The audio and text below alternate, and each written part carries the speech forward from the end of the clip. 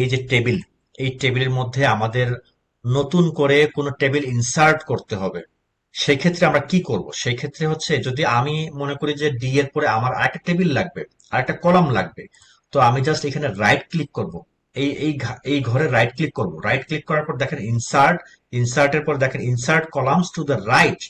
দেখেন আমি just click করলাম, ক্লিক করার পর দেখেন এখানে একটা কলাম তৈরি হলো। ঠিক আছে?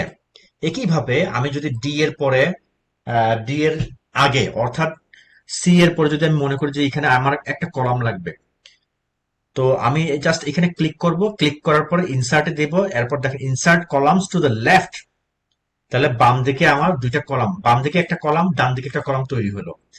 সেম প্রসেস যদি আমরা মনে করি যে ওয়ান এর নিচে, দুই এর মাঝখানে আরেকটা রো হবে, অর্থাৎ দুই এর আগে একটা রো হবে, তাহলে সেক্ষেত্রে আমরা জাস্ট দুই এর এখানে ক্লিক করব, রাইট ক্লিক দিব, দিয়ে ইনসার্ট, এরপর দেখেন ইনসার্ট রোজ অ্যাবভ। তো এখানে ক্লিক করব, তাহলে দেখেন যে দুইয়ের উপর একটা রো তৈরি হয়ে গেছে। একইভাবে দুইয়ের নিচে যদি আমরা একটা রো তৈরি করতে চাই, তাহলে জাস্ট এখানে ক্লিক করব, তারপর ইনসার্ট, তারপর রোজ বিলো, ইনসার্ট রোজ বিলো। ঠিক আছে? তো আমাদের পূর্বেও দুইয়ের আগেও তৈরি হলো, দুইয়ের পরেও তৈরি হলো। তো আমরা দুইটা জিনিস শিখলাম, তাহলে পুরো তিনটা জিনিস শিখলাম। একটা হচ্ছে পুরো টেবিল একটা তৈরি করা, এরপরে আমরা একটা লেফট লেফটে একটা কলাম তৈরি করলাম, রাইটে একটা কলাম এক্সট্রা নিলাম, আবার রো তেও এই উপর নিচে দুইটা রো নিলাম।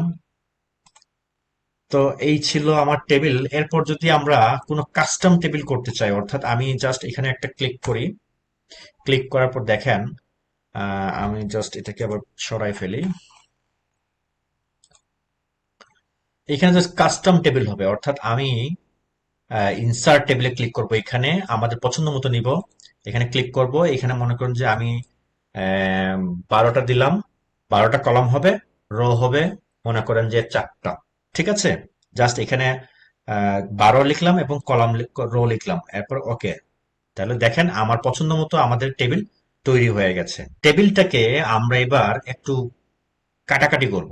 অর্থাৎ আমি যদি আমার মনে করি যে এই টেবিলটা আমার এত এত বড় দরকার নাই, যদি মনে করি যে আমার এই দুইটা বা অর্ধেক করে দিই, আমি এই যেগুলো সিলেক্ট করলাম, এগুলো যদি আমি ডিলিট করতে চাই, অর্থাৎ আমার এগুলো দরকার নাই, সেক্ষেত্রে আমি কিবোর্ড থেকে জাস্ট ব্যাক স্পেস, কিবোর্ড থেকে জাস্ট ব্যাক স্পেস ক্লিক করব। আমি আবারও বলছি, কিবোর্ড থেকে জাস্ট ব্যাক স্পেস ক্লিক করলে দেখবেন যে এইগুলো ডিলিট হয়ে গেছে। এগেইন বলছি, কিবোর্ড থেকে জাস্ট ব্যাক স্পেস, তাহলে আমার এই লেখাগুলো, এই টেবিলটা ডিলিট হয়ে গেছে। এরপরে আমি জাস্ট এইটি কর্নারে দেখেন, সরি, আচ্ছা, আমরা যদি এই টেবিলটা এখন বড় করতে চাই, তাহলে দেখেন এই টেবিলটার উপরে একটা প্লাস আইকন দেখা যাচ্ছে এবং নিচের দিকে একটা স্কোয়ার বক্স দেখা যাচ্ছে। তো আমি জাস্ট এই স্কোয়ার বক্সে মাউসের লেফট ক্লিক লেফট ক্লিক চেপে ধরে জাস্ট টান দিব এইভাবে, এটাকে বড় করব। দেখেন আমি এইটুকু বড় করলাম। ঠিক আছে? এবং ছেড়ে দিলেই এটা বড় হয়ে যাবে।